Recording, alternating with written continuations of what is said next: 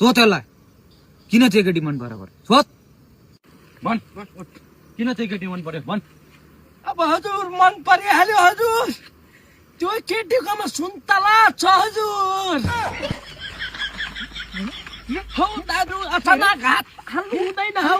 यसो दादालाई के भन्नुभयो त्यसले फेरि के भन्नुभयो अरे हो दाजु सुन्तलाले गर्दा मन पराएको हो दाजु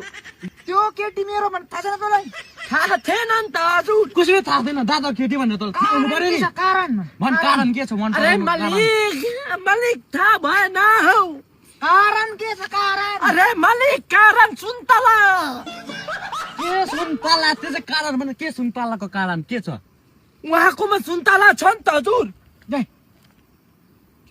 अरे हजुर त्यो त्यस्तो होइन हजुर उहाँकोमा सुन्तलाको बोट छ नि त हजुर कहाँ छ अरे हजुर बोटमा हुन्छ नि सुन्तला